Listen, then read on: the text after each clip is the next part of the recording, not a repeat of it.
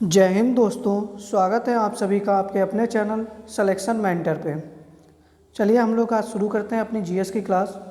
देखिएगा, जो लोग भी अभी तक एसएससी जीडी का फॉर्म नहीं फिल किए हैं तो वो लोग जल्दी से जल्दी अपना एसएससी जीडी का फॉर्म फिल कर दें, क्योंकि अगर आप फॉर्म वगैरह जो है लेट भरेंगे तो आप लोगों को सेंटर जो है वो दूर जाने का चांस रहेगा। सेम वही हालात सीटेट में है, तो सीटेट का भी फॉर्म जो लोग नहीं फिल किए हैं वो लोग भी कर दें। इधर इलाहाबाद हाई कोर्ट की वैकेंसी आ रखी है, उसमें जूनियर असिस्टेंट वगैरह की कई सारी वैकेंसी हैं, तो उसका भी आप लोग फॉर्म वगैरह फिल कर दें। और नवंबर माह में ही आप लोगों के लिए कांस्टेबल की वैकेंसी आ जाएगी, यूपी कांस्टेबल। तो आप लोग जो है तैयारी में लगे रहिएगा बिल्कुल मेहनत से। और जो है कि इस साल जो है 2023 से 24 तक आप लोगों को नौकरी चाहिए है तो चाहिए है, क्योंकि इसके बाद जो है आप लोगों को नौकरी जो है बहुत कम चांस रहेंगे। ठीक है, क्योंकि वैकेंसी वगैरह कम आएगी, तो आप लोग जो है इन जो जितनी वैकेंसी आ रखी हैं इन पर अपना पूरा फोकस रखिएगा और अच्छे से पढ़िएगा। क्योंकि देखिएगा, सरकार जो है इसमें उनकी पूरी मंशा है कि चुनाव से पहले अधिक से अधिक वैकेंसी दे दी जाए। इधर टीचर की वैकेंसी जो सुपर टेट है वो भी आप लोगों का जो है जून जुलाई की तरफ आ जाएगा, तो वो लोग भी अपना सुपर टेट वाले वगैरह जो लोग हैं वो लोग भी अपनी तैयारी जो है अपना पूरा ध्यान रखिएगा। चलिए हम लोग शुरू करते हैं। एक निवेदन है, पहले तो आप लोग वीडियो को लाइक कर दीजिएगा और चैनल को सब्सक्राइब कर लीजिएगा। पहला प्रश्न है कि 2011 की जनगणना के अनुसार सर्वाधिक शिशु लिंगानुपात किस राज्य का है? अरुणाचल प्रदेश, मिजोरम, छत्तीसगढ़, केरल। तो बताइएगा कि किस राज्य का सर्वाधिक शिशु लिंगानुपात है, बताइएगा। तो देखिएगा, अगर आपसे प्रश्न पूछा जाता कि सर्वाधिक लिंगानुपात, केवल लिंगानुपात पूछा जाता, ठीक है, सर्वाधिक शिशु ना होके खाली लिंगानुपात होता, तब किसका बताते हैं आप? केरल का। लेकिन अगर शिशु पूछा है तो सर्वाधिक शिशु लिंगानुपात जो है वो अरुणाचल प्रदेश का है। किसका? अरुणाचल प्रदेश का है। अरुणाचल प्रदेश का शिशु लिंगानुपात 972 है। ठीक है, मिजोरम का 970 है, छत्तीसगढ़ का 969 है और केरल का 964 है शिशु लिंगानुपात। ठीक है, तो आप लोग ध्यान दीजिएगा, सही आंसर आप लोगों का क्या हो जाएगा? अरुणाचल प्रदेश जो है आप लोगों का बिल्कुल सही आंसर हो जाएगा। आगे बढ़ते हैं। अगला प्रश्न है कि दक्षिणी गोलार्ध में सबसे लंबा दिन कब होता है? 21 जून, 22 दिसंबर, 23 मार्च, 23 सितंबर। तो बताइएगा सही आंसर आप लोगों का क्या होना चाहिए, जल्दी से बताइएगा। देखिएगा 22 दिसंबर, 21 जून। तो देखिएगा 21 जून को क्या होता है? उत्तरी गोलार्ध में सबसे लंबा दिन होता है। कब? उत्तरी गोलार्ध में सबसे लंबा दिन।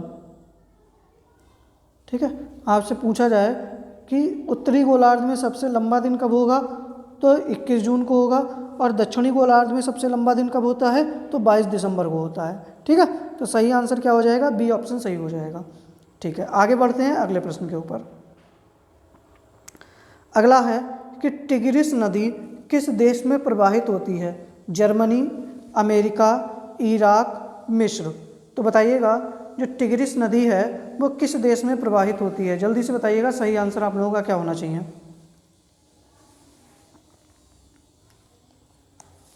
तो देखिएगा, जर्मनी में कौन सी नदी प्रवाहित होती है? राइन नदी। कौन सी होती है? राइन नदी। और यह कैसी नदी है? सबसे व्यस्त नदी है। कैसी है? सबसे व्यस्त नदी है। और इसको क्या कहा जाता है? इसको कोयला नदी कहा जाता है। क्या कहा जाता है? कोयला नदी। अमेरिका में जैसे पोटोमैक नदी है, हडसन नदी है, और टिग्रिस नदी जो है वो इराक में बहती है। कहाँ पर? इराक में। और मिस्र में कौन सी है? तो नील नदी है। कौन सी है? नील नदी है। ठीक है, ये भी आप लोग ध्यान रखिएगा। नील नदी पर मिस्र में क्या है? आसवान बांध है। कौन सा है? आसवान बांध स्थित है। ये भी आप लोग ध्यान रखिएगा। ठीक है, सही आंसर आपका सी ऑप्शन सही हो जाएगा। अगला प्रश्न है कि प्रोटॉन की खोज किसने की? Roentgen, Rutherford, Thomson, Chadwick. तो बताइएगा सही आंसर आप लोगों का क्या होना चाहिए, जल्दी से बताइएगा।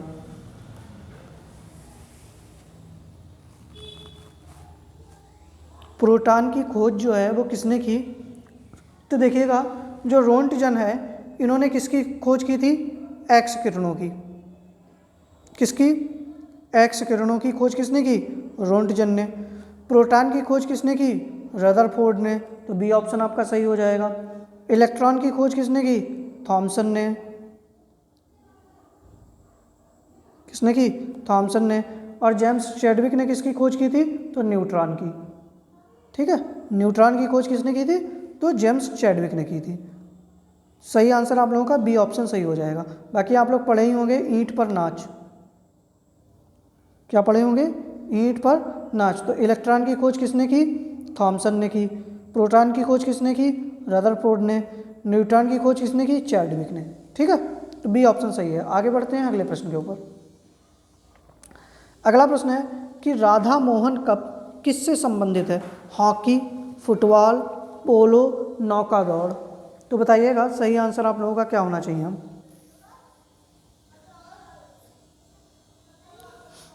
तो देखिएगा, हॉकी, हॉकी से कौन सा कप संबंधित है? तो रंगास्वामी कप। कौन सा है? रंगास्वामी कप।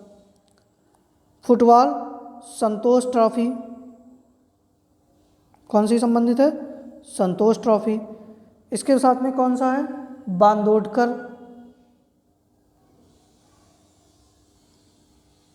कौन सी? Bandodkar gold trophy.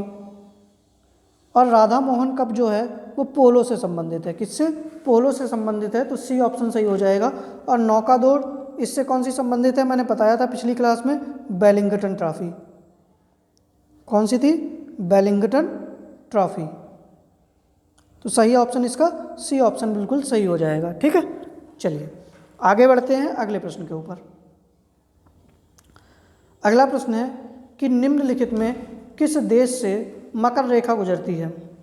Bharat, Algeria, Brazil, Libya.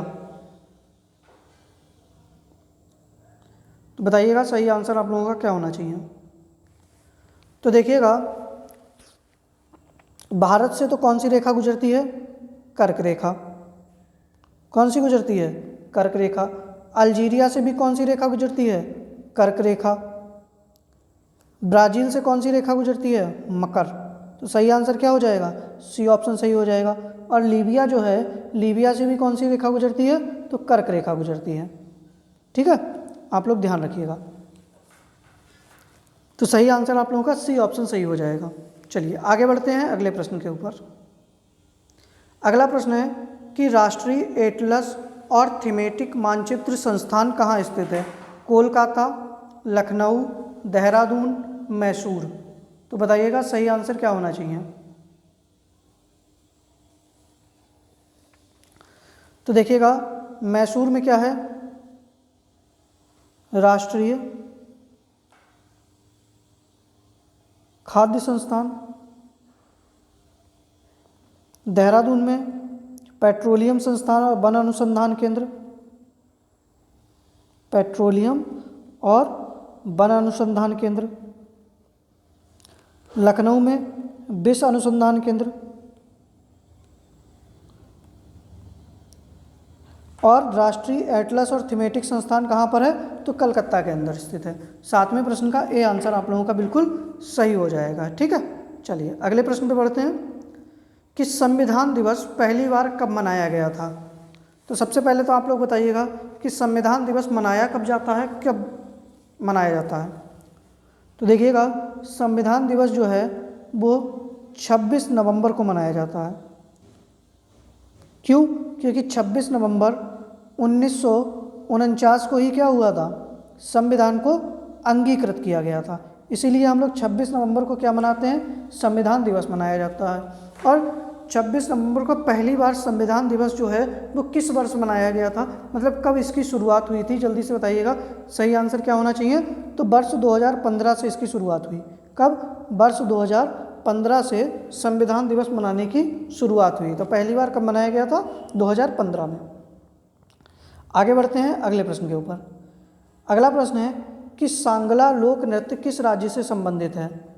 Himachal Pradesh, Orissa, Punjab, Mizoram. बताइएगा सही आंसर क्या होना चाहिए। तो देखिएगा सांगला नृत्य जो है वो कहाँ से संबंधित है, हिमाचल प्रदेश से संबंधित है।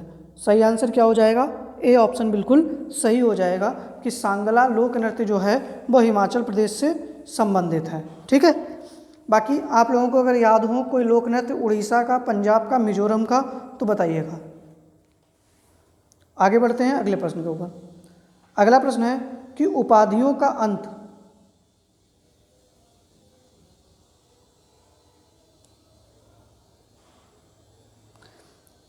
माफी चाहते हैं थोड़ी देर। अगला प्रश्न है कि उपाधियों का अंत निम्न में से किस अनुच्छेद से संबंधित है, बताइएगा। अनुच्छेद 16, अनुच्छेद 17, अनुच्छेद 18, अनुच्छेद 25। तो बताइएगा कि उपाधियों का अंत निम्न में से किस अनुच्छेद से संबंधित है। 16 में क्या है, लोक नियोजन में समानता।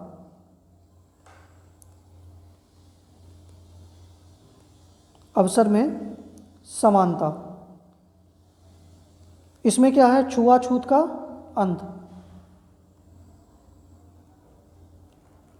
18 में क्या है, तो उपाधियों का अंत है। सही आंसर क्या हो जाएगा, सी ऑप्शन। अनुच्छेद 25 में क्या है, तो धार्मिक स्वतंत्रता है। क्या है, धार्मिक स्वतंत्रता है। ठीक है, ध्यान दीजिएगा आप लोग, सही आंसर सी ऑप्शन आप लोगों का बिल्कुल सही हो जाएगा। अगले प्रश्न के ऊपर बढ़ते हैं कि पाइका विद्रोह किस राज्य से संबंधित है। केरल, उड़ीसा, असम, मेघालय।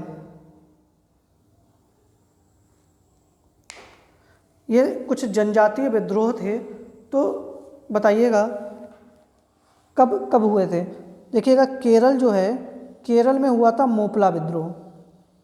क्या हुआ था, मोपला विद्रोह। और ये कब हुआ था, 1921 में। पाइका विद्रोह जो हुआ था उड़ीसा में हुआ था, और ये कब हुआ था, 1817 में हुआ था। असम में हुआ था अहोम विद्रोह। कौन सा, अहोम विद्रोह असम में हुआ था। और मेघालय में जो हुआ था वो खासी विद्रोह था। कौन सा, खासी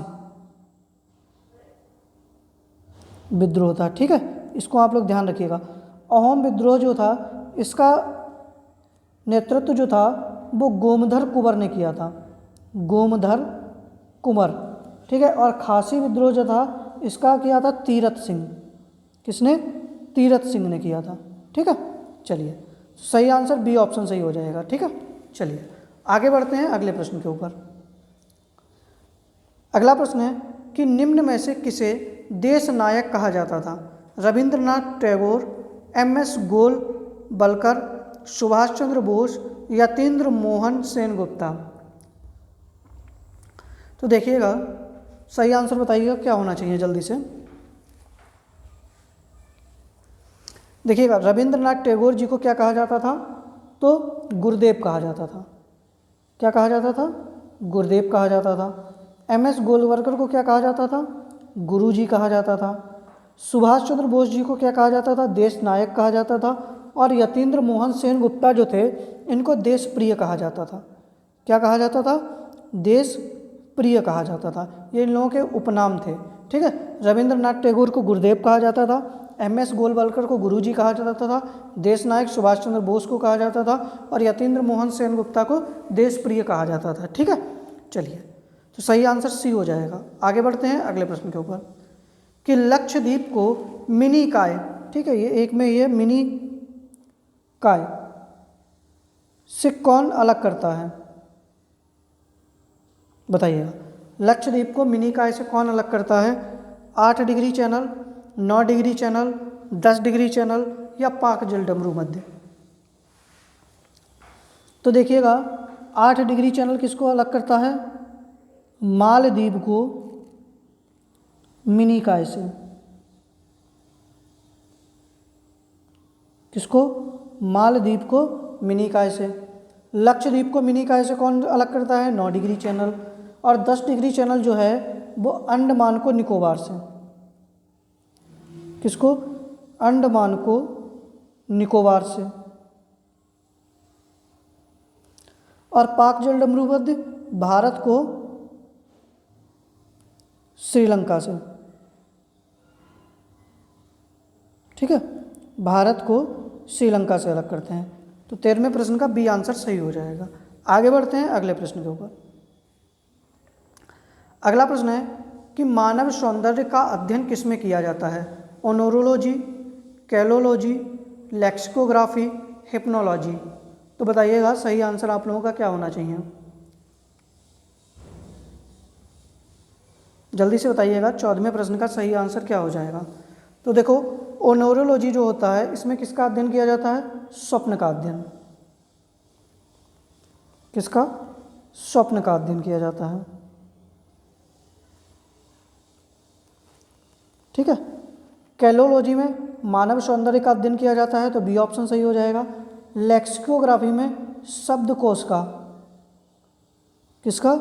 शब्दकोश का। और हिप्नोलॉजी में नींद का, किसका? नींद का अध्ययन किया जाता है। ठीक है, ये आप लोग ध्यान रखिएगा, चार के चारों। तो सही आंसर आप लोगों का बी ऑप्शन सही हो जाएगा। आगे बढ़ते हैं अगले प्रश्न के ऊपर।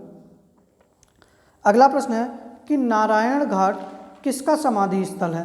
राजीव गांधी, भीमराव अंबेडकर, मोरारजी देसाई, गुलजारी लाल नंदा। तो बताइएगा कि नारायण घाट जो है वो किसका समाधि स्थल है? जल्दी से बताइएगा सही आंसर क्या होगा। तो देखिएगा, राजीव गांधी की समाधि स्थल का क्या नाम है? वीर भूमि। क्या नाम है?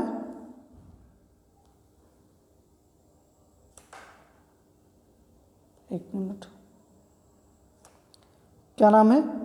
वीर भूमि।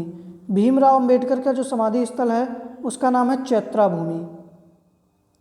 क्या है? चैत्रा भूमि। मोरारजी देसाई जो हैं इनका नाम है अभय घाट। क्या नाम है? अभय घाट। और नारायण घाट जो है वो किसका है? तो गुलजारी लाल नंदा का है। सही आंसर क्या हो जाएगा? डी ऑप्शन आप लोगों का बिल्कुल सही हो जाएगा। 15वें प्रश्न का डी आंसर सही है। अगले प्रश्न पर बढ़ते हैं कि मरणोपरांत सर्वप्रथम किसे भारत रत्न से सम्मानित किया गया? राजीव गांधी, लाल बहादुर शास्त्री, इंदिरा गांधी, गुलजारी लाल नंदा। देखिएगा, राजीव गांधी जी जो थे इनको कब मिला था भारत रत्न? 1991 में मिला था। लाल बहादुर शास्त्री जी जो थे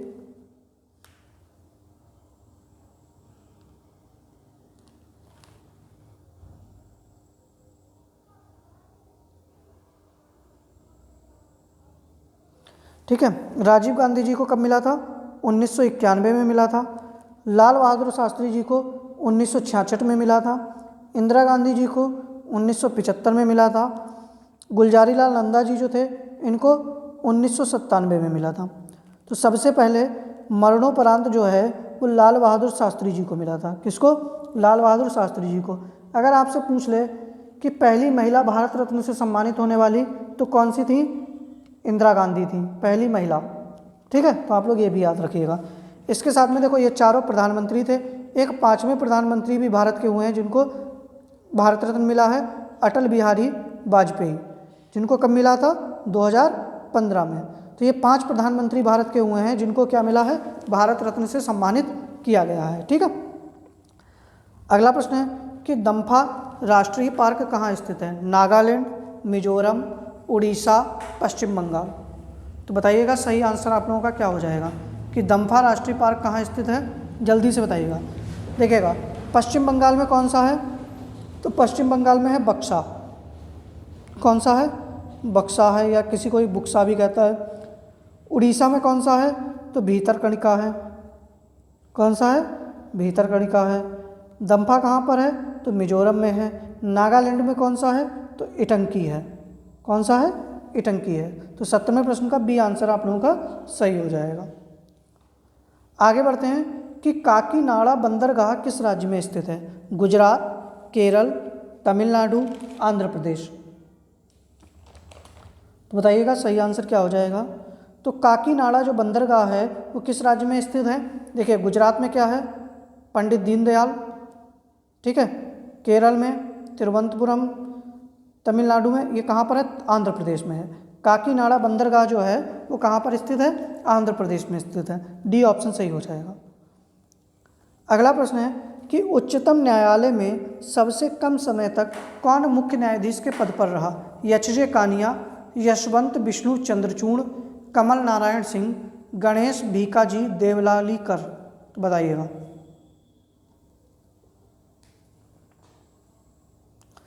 तो देखिएगा, जो एच.जे. कानिया थे, हरिलाल जयकुंदास कानिया, ये कौन थे? ये भारत के प्रथम भारतीय न्यायाधीश थे। क्या थे? प्रथम न्यायाधीश थे। ध्यान रखिएगा आप लोग। प्रथम न्यायाधीश कौन थे? तो एच.जे. कानिया थे। यशवंत चंद्रचूड़ जो थे, ये सर्वाधिक समय तक रहे। कितने? सर्वाधिक समय तक। ये 1978 से 1985 के मध्य रहे। कमल नारायण सिंह जो थे, ये सबसे कम समय के लिए रहे, मात्र 17 दिन। कितने? 17 दिन। कब? वर्ष 1991 में। ठीक है। और गणेश भीकाजी देवलालीकर जो हैं, इन्होंने क्या किया था? जो उच्चतम न्यायालय का डिजाइन है ना, उसको किसने बनाया था? तो गणेश भीकाजी देवलालीकर ने उच्चतम न्यायालय का डिजाइन तैयार किया था। 19वें प्रश्न का सी आंसर आप लोगों का सही हो जाएगा। आगे बढ़ते हैं अगले प्रश्न के ऊपर। अगला प्रश्न है कि चकमा जनजाति किस राज्य में निवास करती है? मिजोरम, आंध्र प्रदेश, झारखंड, तमिलनाडु। तो बताइएगा सही आंसर क्या होना चाहिए। देखिएगा, चकमा जनजाति जो है वो मिजोरम में निवास करती है। कहाँ पर? मिजोरम में निवास करती है। तो सही आंसर आप लोगों का क्या हो जाएगा? ए ऑप्शन हो जाएगा। आंध्र प्रदेश में कौन सी है? तो चेंचू है। कौन सी है? चेंचू है। झारखंड में कौन सी जनजाति है? असुर है। तमिलनाडु में कौन सी है? तो पलियान है।